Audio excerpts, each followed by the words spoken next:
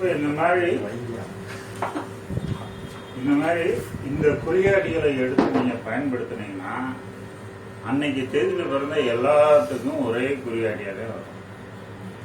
ஒரு கிரகம்னு எடுத்துக்கிட்டீங்கன்னா 12 பாவத்துல மேக்சிமம் 7 பாவம் 8 பாவத்தை குறிகாட்டி. புரியுதா? அப்ப குறிகாட்டிகளை நிறைய எண்ணிக்கையை மட்டுமே கூட்டி காமிக்க முடியும் வெளியில அந்த குறியாட்டியை வச்சு உங்களால பலன் சொல்ல முடியாது. நான் கிருஷ்ணமூர்த்தி பத்தி படிக்காம நான் ஒன்றும் அல்ல, எல்லாம் படிச்சுட்டே வந்திருக்கேன். அதுல உள்ள குறை நிறை எல்லாமே தெரிஞ்சுட்டே வந்திருக்கேன். சில அறிவுஜீவிகள் எல்லாமே கிருஷ்ணமூர்த்தி சொல்லியிருக்காரு. கிருஷ்ணமூர்த்தி எங்க சொல்லியிருக்காரு? யாரையாவது ப்ரூவ் பண்ண சொல்லுங்க. கிருஷ்ணமூர்த்தி பலன் கூறும் முறைகளுக்கு என்ன சொல்லியிருக்காரு? அந்த முனிவர் என்னது சொல்லியிருக்காரு, இந்த முனிவர் என்னது சொல்லியிருக்காருன்னு எல்லாத்தையும் அள்ளி போட்டு இவர் ஒரு புத்தகத்தை தயார் பண்ணி கொடுத்துருக்காரு இல்லையா? இவருக்குன்னு பலம் கூறும் முறைகள் ஒழுங்கு எங்கேயாவது கொடுக்கப்பட்டிருக்கா அப்படின்னா கிடையாது. புரியுதா? இந்த கிருஷ்ணமூர்த்தி பദ്ധதி முறையில பயன்படுத்தப்பட்ட அதிகபட்சம் கிரக காரகங்களை தான் பாரம்பரிய ஜோதிடம் மாதிரியே பயன்படுத்தினாங்க. அந்த கிரக காரகங்களை வச்சு எப்படி நீங்க உங்களால பலன் சொல்ல முடியும்? அதை வச்சு உங்களால பலன் சொல்ல முடியாது. அதுக்கு காரணங்கள் இருக்கு. அதான் அடுத்து உங்களுக்கு விளக்குறேன். இப்ப இந்த மெத்தட்ல தான் கிருஷ்ணமூர்த்தி பദ്ധதி முறை அமையப்பட்டது. ஆனா இன்றைய சூழல்ல எனது புதிய முறையை கிருஷ்ணமூர்த்தி பദ്ധதி முறையில சொல்லப்பட்டிருக்குன்னு சொல்லி பயன்படுத்திட்டு கிருஷ்ணமூர்த்தி முறையையும் உழப்பி என்னுடைய முறையையும் உழப்பிக்கிட்டு இருக்காங்க நிறைய பேர்.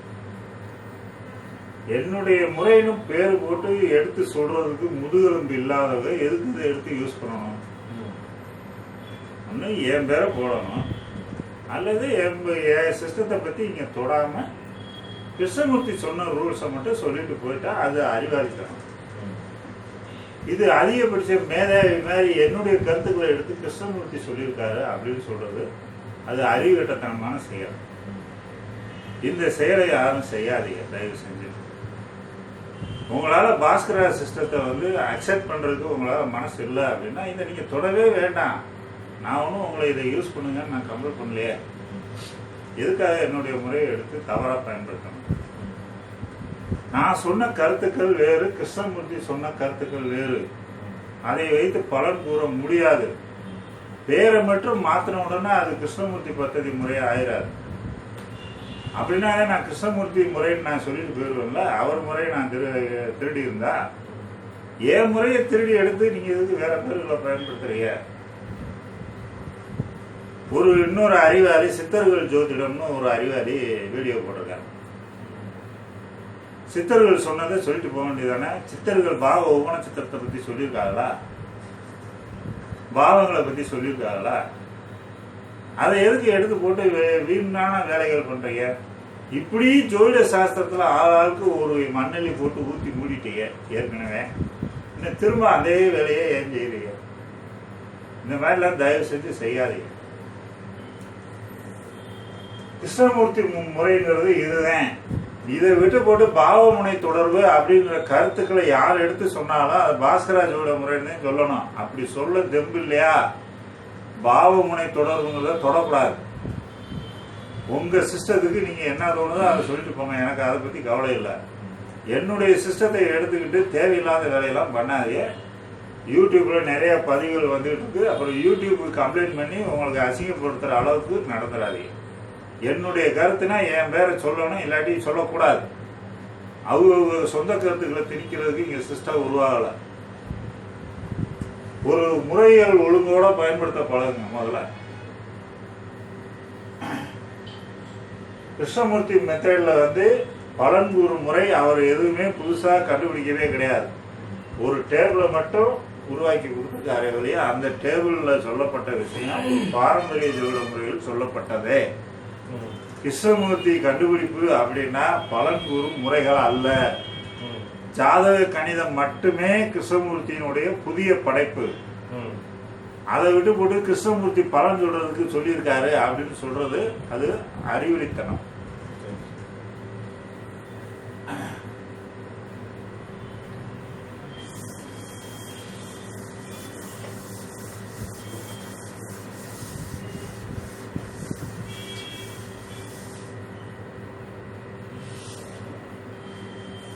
ஒருத்தனும் இவங்க செய்யற தப்புக்கு கிருஷ்ணமூர்த்தியை வந்து நான் வந்து குறை சொல்றது மாதிரி சூழ்நிலையை உருவாக்குறாரு. கிருஷ்ணமூர்த்தி முறையை நான் என்ன படிக்காம வந்து உட்காந்துருக்கேன், எல்லாம் படிச்சுட்டு தான் வந்து உட்காந்துருக்கேன். நான் அவர் ஒரு ஜீனியஸ். அவர் கணிதத்தை கண்டுபிடிச்சதே பெரிய விஷயம். அவர் அந்த கணிதத்தை செய்யலை அப்படின்னா நான் இன்னைக்கு வந்து பாவமுனை தொடர்பை நான் கண்டுபிடிக்க முடியாது. அதனால நான் அவருக்கு மரியாதை கொடுத்து நான் இதுவரைக்கும் எதையுமே குறை சொல்லாமல் நான் போய்கிட்டு இருக்கேன். தேவையில்லாமல் என்னுடைய கருத்துக்களை எடுத்து கிருஷ்ணமூர்த்தி சொன்னார்னு சொல்லி சொல்லாது.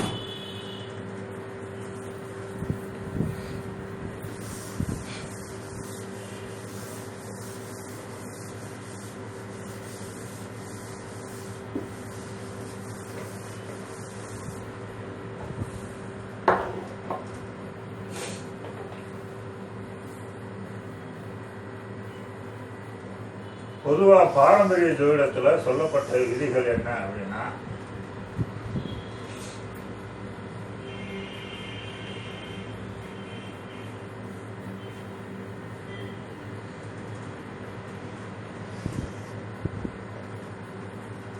இது வந்து மில்கி வே, பால்வழி பாதை.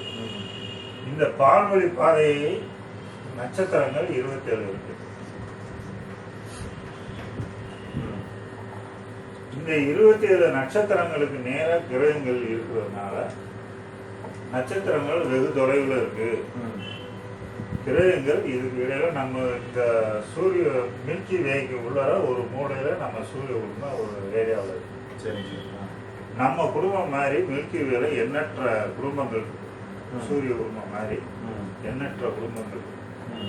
இந்த குடும்பத்துக்கு ரிலேட்டிவிட்டியான கிரகங்கள் இதுக்கு உள்ளார நிறைய கிரகங்கள் எல்லாம் இருக்கு. நம்ம பூமிக்கு ரிலேட்டிவிட்டியான கிரகம் எது அப்படின்னா 9 கிரகங்களை தேர்வு பண்ணிட்டாங்க. புரியுதா? சரி. இந்த ரிலேட்டிவிட்டியான கிரகம் எப்படி வேலை செய்யுது அப்படின்னா, இங்கே கூட பூமி இருக்குன்னு வச்சுக்கோங்க ஒரு உதாரணம். இதை சுற்றி சந்திரன் இருக்கு. இங்கே கூட ஒரு கிரகம், இங்கே ஒரு கிரகம் இருக்கு, இங்கே ஒரு கிரகம். இந்த நட்சத்திரங்கள் தனது சலனத்தை கிரகங்கள் மீது செலுத்தும். இந்த கிரகங்கள் அந்த சலனத்தை வாங்கி சந்திரனுக்கு அனுப்பும்.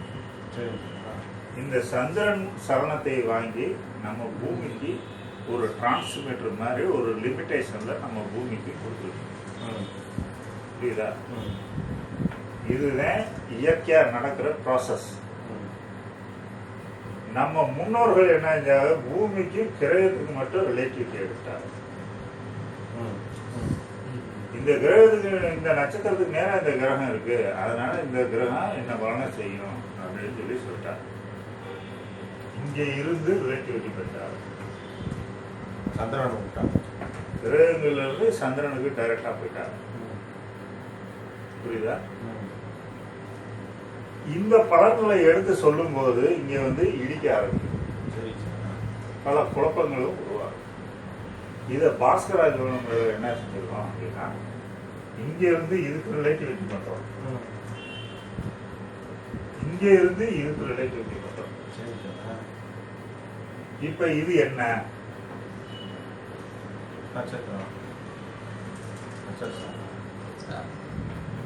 நட்சத்திரமே. அந்த நட்சத்திரத்தை எப்படி நீங்க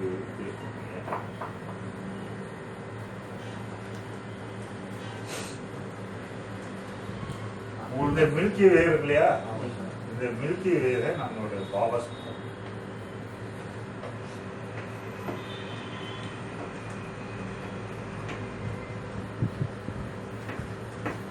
நம்ம பாவ கணிதம் பண்றோம் இல்லையா, அந்த பாவ கணிதம். இந்த பாவங்கள் எங்கெங்க விழுகுதோ நம்மளுக்கு, இப்போ ஒரு உதாரணத்துக்கு இந்த இடம் வந்து பரணி நட்சத்திரத்துல விழுகுது. அது சுக்கிரனுடைய நட்சத்திரம் தானே. இதுல ஒரு சூரியனுடைய உபநட்சத்திரத்துல லக்னம் விழுகுதுன்னு வச்சுக்கோங்க. புரியுதா?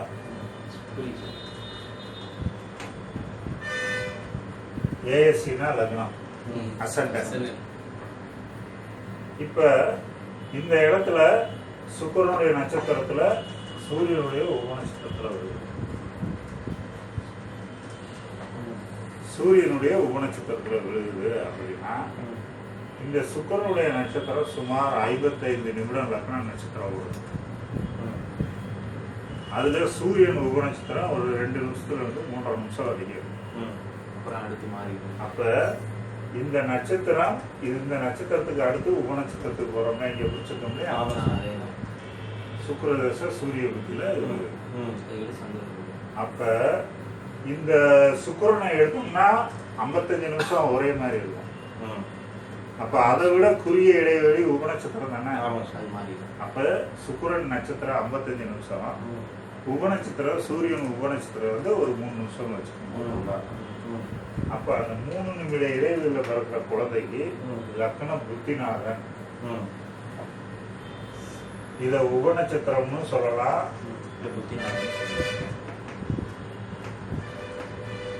புத்திநாதன் சொல்லலாம்.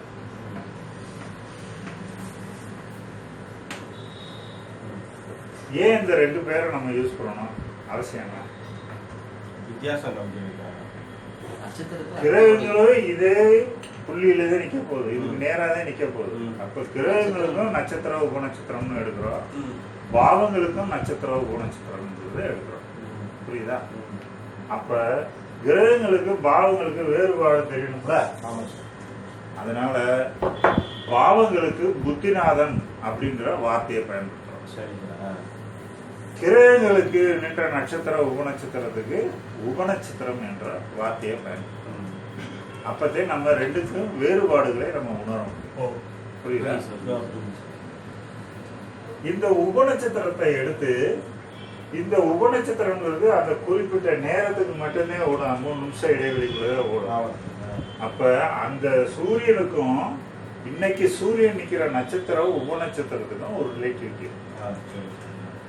அப்ப இந்த சூரியன்ங்கிறது இங்க பாதவி பாதையில பிக்ஸ் பண்ணிட்டு இங்க இருந்து சூரிய குடும்பத்துல சூரியன் எங்க இருக்காரு அப்படின்னு போய் பார்க்கணும். அந்த சூரியன் இன்னைக்கு ஒரு நட்சத்திரத்துல இருப்பார்ல, ஒரு உபநட்சத்திரத்துல இருப்பார்ல. அப்ப இந்த நட்சத்திரத்துக்கும் சூரியனுக்கும் ரிலேட்டிவிட்டி இருக்கு. அப்ப இந்த சூரியன் என்ற கிரகத்தை போய் சரணம். புரியுதா? அந்த சரணங்கள் எப்படி இருக்கு அப்படிங்கறத நட்சத்திர உபநட்சத்திர வாயிலாக அது கிடைக்கும். அது ஒரு பாவத்துக்குள்ள இருக்கும்ல, அந்த பாவத்துல இருந்து நம்ம எடுக்க போறோம். இப்ப இந்த பாவம் லக்னம் தானே எடுத்துக்கோம். இதே சூரியன் போய் 8ல இருந்தாருன்னு வச்சுங்க, 8வது வெட்டிக்குள்ள இருக்கிற விஷயத்த தானே அவர் எடுத்து வாங்க முடியும். புரியுதா? இதே உபநட்சத்திர தொடர்புன்னு சொல்லுவாங்க.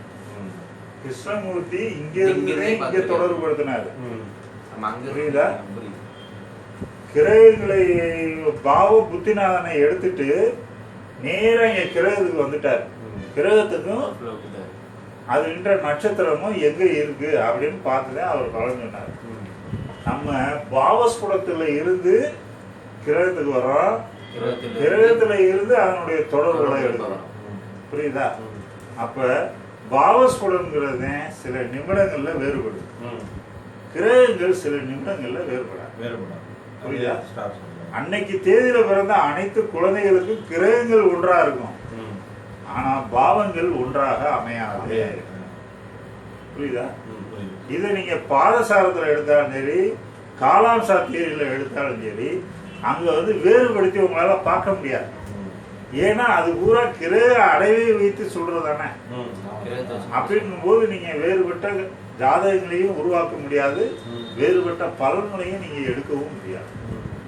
இப்ப பாவ புத்திநாதனை நம்ம எடுத்து நம்ம கையாளும் போது அந்த பாவ புத்திநாதன்கிறது, இப்ப இந்த லக்ன புத்திநாதனா சூரியன் வந்து அதே கிரகம் மற்ற பாவத்துக்கும் புத்திநாதனாக வரும்.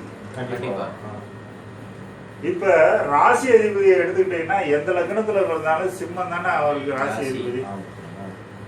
நட்சத்திரத்தின் தொடர்பை எடுத்துக்கிட்டீங்கன்னா கார்த்திகை உத்திரம் உத்திராடம் ஃபிக்ஸடான ஒரு தொடர்பு தானே. அப்ப இந்த நிலையான தொடர்புகளை நீங்க பயன்படுத்த முடியாது. புரியுதா? அப்ப உபநட்சத்திர கோட்பாடுகளை எடுக்கும் போது 12 வீட்டிலையுமே உபநட்சத்திரம் இருக்கும். அப்ப எதுல வேணாலும் தொடர்பு கொள்ளும். கண்டிப்பா. புரியுதா? புரியுது. நட்சத்திரத்தை எடுத்துட்டீங்கன்னா அது கான்ஸ்டன்ட், நிலையானது. நிலையானது. ராசியை எடுத்துட்டீங்கன்னா அதுவும் நிலையானது. அப்ப நிலையான ஒரு கான்ஸ்டன்டான ஒரு விஷயத்தை எடுத்து நீங்க அப்ளை பண்ண முடியாது. நிலை இல்லாததா இருந்தாலே நீங்க வித்தியாசமா நீங்க வேறுபடுத்தி பார்க்கணும். புரியுதா? பாஸ்கரா முறைங்கிறது பால்வழி பாதையில் இருந்து கிரக தொடர்புகளை எடுக்கப்படுகிறது. கிரக தொடர்புகளை நம்ம பாவ முனைக்கு மீண்டும் தொடர்புபடுத்தி பார்க்கிறோம். புரியுதா? கிருஷ்ணமூர்த்தி முறை கிரகத்தில் இருந்து கிரகம் இருக்கும் இடத்திலே எடுக்கப்படுது. புரியுதா? பாஸ்கரா முறைக்கு கிருஷ்ணமூர்த்தி முறைக்கு வித்தியாசம் இருக்கு. அந்த வேறுபாடவே தெரியாம எல்லாரும் கேபி சொல்லியிருக்காருன்னு தவறா சொல்லிக்கிட்டு இருக்காரு. நம்மகிட்ட படிச்ச மாணவர்களே தவறான பதிவுகளை பண்ணிக்கிட்டு இருக்காரு. இது இந்த ஜெனரேஷனுக்கு நீங்க கெடுதலை விதைக்கிறீங்க, நல்வழி காட்டல. இதை புரிஞ்சுட்டீங்களா?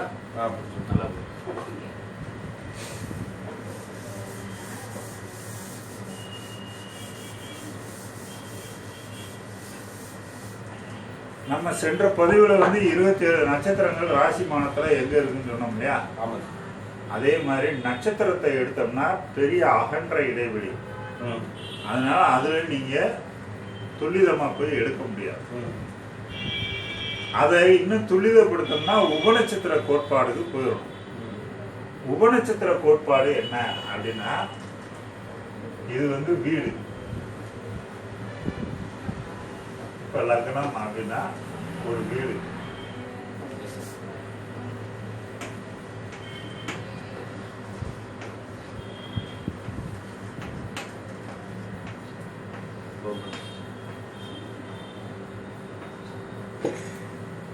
இப்ப பாவம், அந்த பாவம் எந்த ராசியில விழுது, அது ஒரு நட்சத்திரத்துல விழும். அந்த நட்சத்திரத்துல ஒரு உபநட்சத்திரத்துல விழும். அந்த உபநட்சத்திரத்துல இருந்து அந்த இடத்துல விழும்.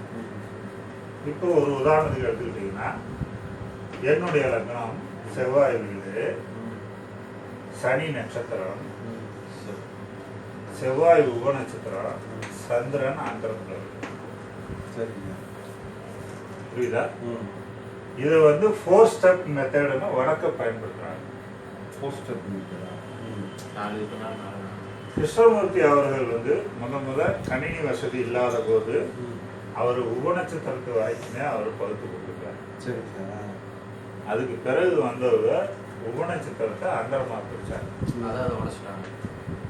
இப்ப அந்தரமா பிரிக்கும் போது உபநட்சத்திரம் சூரியன், சந்திரன், கேது, இந்த கிரகம்லாம் ரொம்ப குறுகிய இடைவெளி கொண்ட கிரகம்.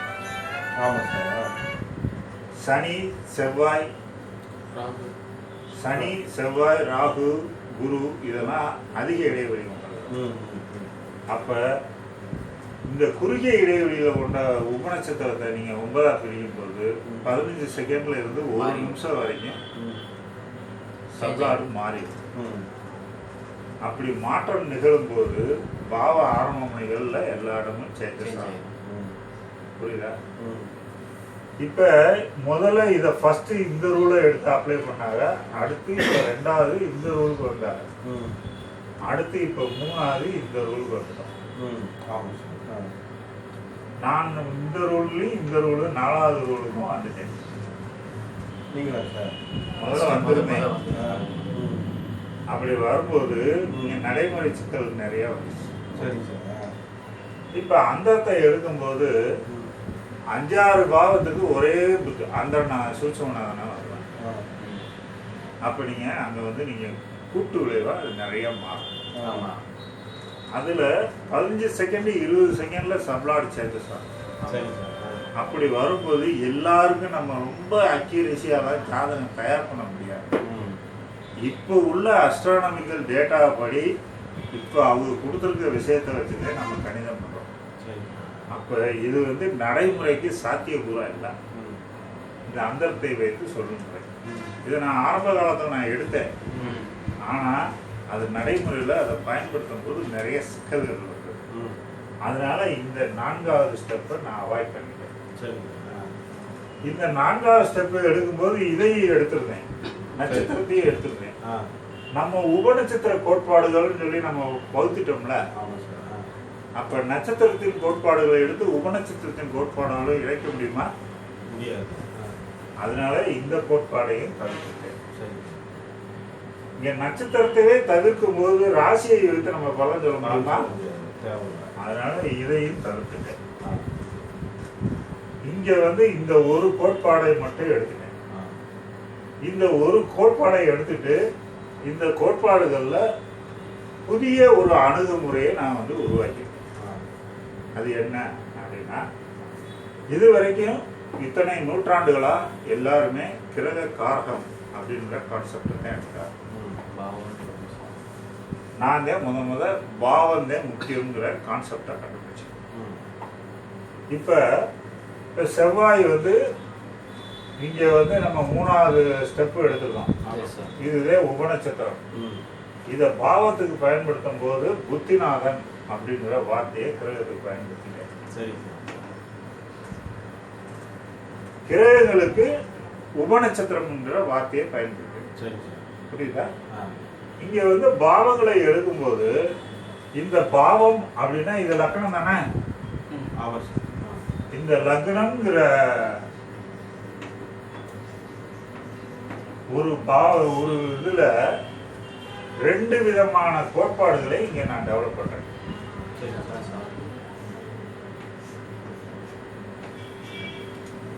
பாவம்,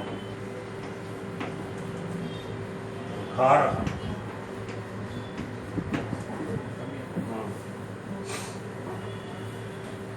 இங்க பொதுவா எல்லாரும் என்ன சொல்றாங்க, லக்னம் புத்திநாதன் செவ்வாய். செவ்வாய் எங்க இருக்காரு? செவ்வாயினுடைய காரகம், செவ்வாய் என்ற நட்சத்திரத்தின் காரகம். இது ரெண்டையுமே எடுத்து எல்லாரும் அப்ளை பண்ணுவாங்க. அப்ப காரகத்தை எடுத்து உங்களால அதை பயன்படுத்த முடியாது. ஏன்?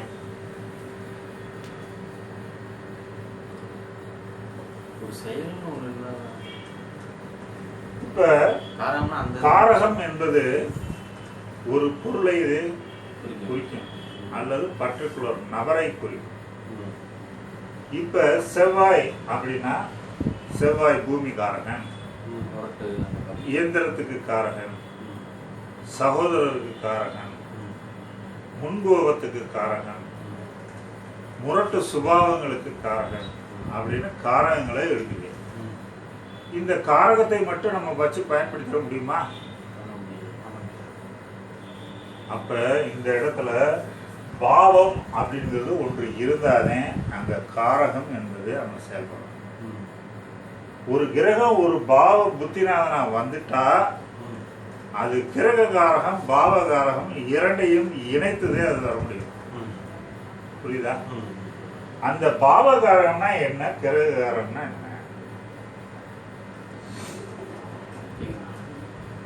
இப்ப இந்த பாவகாரகம் என்பதை பாஸ்கரா ஜோதிடத்துல நிகழ்வு,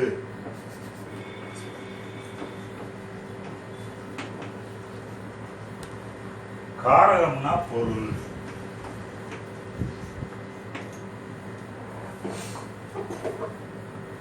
இப்ப 7ஆம் பாவம் நம்மளை சந்திக்கக்கூடிய நபரை குறிக்கும், திருடனை குறிக்கும், பார்ட்னரை குறிக்கும், பொதுஜன தொடர்புகளையும் குறிக்கும். இப்ப மனைவி அப்படின்னு சுக்கிரன் காரங்க வேலை செய்யணும் அப்படின்னா எல்லாருக்கும் அழகான பொண்டாட்டி அமைஞ்சதுல வருதா? அப்ப அசிங்கமான பொண்டாட்டி வரவனுக்கு என்ன காரகம் வேலை செய்யணும்? அப்ப நீங்க கிரக காரகத்தை அங்கு பயன்படுத்த இயலாது. அந்த 7ஆம் பாவ புத்திநாதனா எந்த கிரகம் அமைந்துள்ளதோ அந்த கிரக காரகமும் அந்த பாவ காரகமும் தான் அமையும். புரியுதா? அப்ப வெறும் சுக்கிரன் களத்திர காரகன் அப்படின்னு குருட்டு மனப்பாடமா சொல்லக்கூடாது. ஒருத்தனுக்கு அழகான பொண்டாட்டியாவா அமையும், அசிங்கமான பொண்டாட்டியா அமையும், நடுத்தரமான பொண்டாட்டியா அமையும். அப்ப அவருடைய ஜாதகத்துல 7ஆம் பாவ புத்திநாதன்கிற கிரகம் எந்த கிரகமோ அந்த கிரகத்துக்கு ஒப்பதே வரக்கூடிய மனைவி இருப்பா. அதை விட்டு சுக்கிரனையும் காரகன் அப்படின்னு சொல்லக்கூடாது. அப்படி சுக்கிரன் காரகன் அப்படின்னா எல்லாருக்கும் அழகான பொண்டாட்டி அமையும். அப்படி எல்லாருக்கும் அழகான பொண்டாட்டி அமையுதா? இல்லை இல்லை. அப்ப அந்த கிரககாரகம் அங்கு செயல்படவில்லை. அப்ப கிரககாரகம் எப்படி செயல்படுது?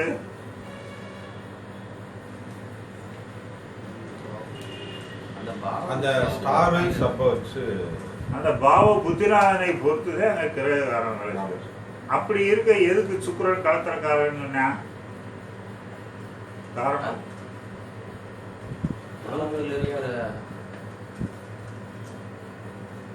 பெண்களுக்காக அந்த ஸ்டாண்டர்டான காரகத்தை வச்சு உலகத்தில் உள்ள திருமணமாகாத அனைத்து பெண்களுக்கும் காரகன் சுக்கிரன். உங்க மனைவி சுக்கிரன் அல்ல. உங்க மனைவி 7ஆம் பாவ புத்தி.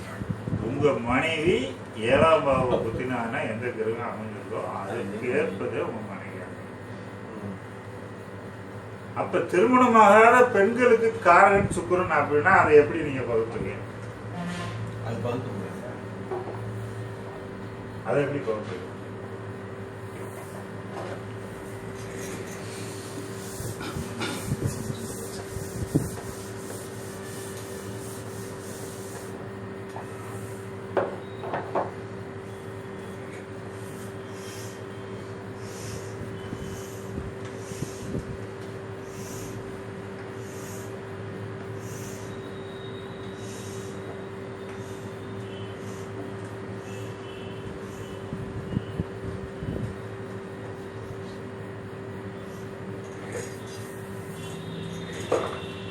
சுக்கிரன்கிற ஒரு காரகன்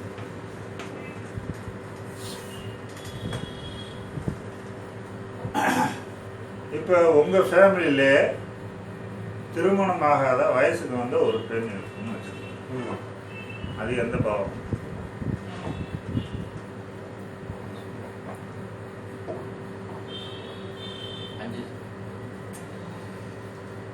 உங்க வீட்டுல அப்படின்னா சகோதரியாகவும் இருக்கலாம், உறவினராகவும் இருக்கலாம். அப்போ உங்க குடும்பத்துல உள்ள ஒரு நபர் வயசுக்கு வராத ஒரு நபர் இருக்காருன்னா அது எந்த கிரகம்? குடும்பத்தில் உள்ள நபர் அப்படின்னு 2ஆம் இடம் தானே சொல்றோம். அப்ப சுக்கிரன் 2ஆம் இடத்தோட தொடர்புச்சுன்னா திருமணமாகாத ஒரு நபர் உங்க வீட்டில் இருப்பாங்க. அதே உங்க சகோதரி திருமணமாகாம வீட்டில் இருக்குங்களா? இது எந்த பாவம்? சுக்கிரன் 3ஆம் வீட்டோட தொடர்பு. உங்க சகோதரி திருமணமாகாத ஒரு பெண் இருப்பா. அதே மூத்த சகோதரி திருமணம் ஆகாம இருந்தால் அது சுக்கிரன் 11.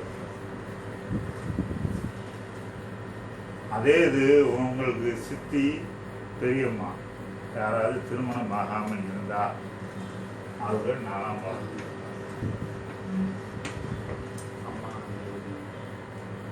நீங்க திருமணமாகாத ஒரு பெண்ணை காதலியாக நீங்க எடுத்துருக்கீங்கன்னா அது 5ஆம் பாவம்.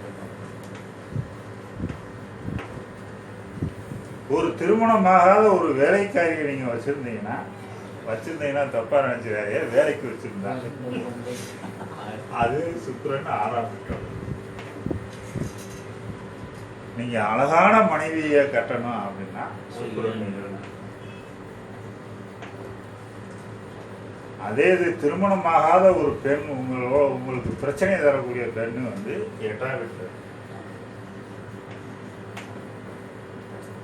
திருமணமாகாத ஒரு பெண் உங்ககிட்ட தகாத உறவுக்கு ஆட்படுறாங்கன்னா அது 9ஆம் வீட்டு.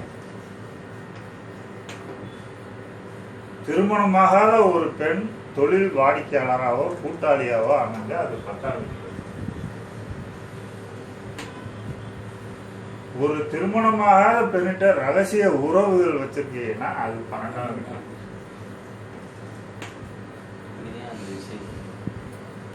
நீங்க பெண்தன்மையான குணாதிசயங்கள் உடையவராக இருந்த சுக்கிரன் லக்னத்தில்.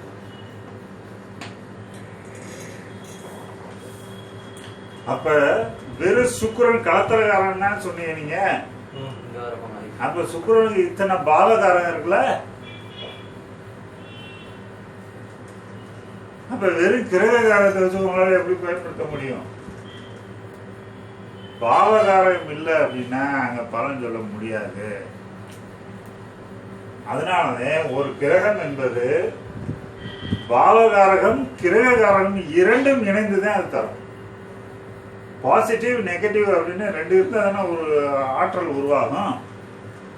ஒரு ஆற்றல் எப்படி ஆற்றல் ஆகும்? அதுபோல நிகழ்வு பொருள் அப்படின்னு ரெண்டு காரணம் இருக்கு.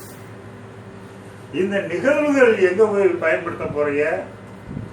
காரகம் எங்க போய் பயன்படுத்த போறீங்க?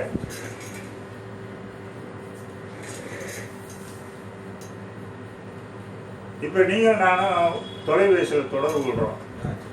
நீங்க என்ன மாமனா மச்சானா? யாரும் தெரியாது. இதுக்கு என்ன காரணத்தை எடுப்பீங்க? இது பாவத்தை பாவத்தை தான். ஏழாம் பாவம். அப்ப இங்க பாவம் இங்க வேலை செய்யல. அப்ப காரகம் தானே பாவமா வேலை செய்யுது, காரகம் வேலை செய்யுதா? பாவனே பாவம் தான். அப்ப அன்னோன் பேர்சன் முகந்தெரியாத ஒரு நபர்கிட்ட உறவாடுறோம் அப்படின்னா அதுக்கு பாவம் 3-9ங்கிற ஒரு பாவம் வேலை செஞ்சா போதும். புரியுதா? ஏழு வேலை செய்யும். இதே இது நீங்க மாமனா இருந்தா புதன் புதன் காரகம். 3-9 தொடர்பு கொண்டுச்சுன்னா நீங்க மாமனாயி நீங்க எங்க போகிறது? அப்ப அந்த எண்டுல தான் அந்த காரகம் இருக்கு. அப்ப எல்லா விஷயத்துக்குமே நிகழ்வு என்பது முதல்ல ப்ராசஸ் ஆகணும். அதோட முடிவு தான் வந்து இப்போ ஒரு திருமணம்ங்கிற ஒரு ப்ராசஸ் நடக்குதுன்னா ஒரு 4 வருஷம் 5 வருஷம் பெண் பார்க்கும் படம் ஆரம்பிக்கும். ம், அப்ப அந்த 4 வருஷத்துக்கு காரகம் அப்படியே நிக்குமா உங்களுக்கு? முடியாது. அந்த பாவம் வேலை செஞ்சு அந்த பாவம் 7ஆம் பாவத்துக்கு சாதகமான திசாபுத்திகள் நடந்ததுனால அந்த ப்ராசஸ் நடக்கும். அது எப்ப இந்த பெண்ணு தான் முடிவு பண்றீங்களோ அந்த நேரத்துல எந்த அந்தரம் ஓடுதோ திசாபுத்தியில அந்த அந்தரத்தின் காரகத்துக்கு ஒப்பதே அந்த பெண் அமைவா. ஒரு கிரக காரகம் என்பது முடிவிலவே செயல்படுமே வழிய ஆரம்பத்தில் செயல்படாது. புரியுதா? இந்த உபநட்சத்திரம் அப்படிங்கிற கோட்பாடுகளை எடுத்த உடனே இதை எப்படி போய் அடாப்ட் பண்றது அப்படிங்கிற ஒரு கேள்வி வரும் இல்லையா? கண்டிப்பா.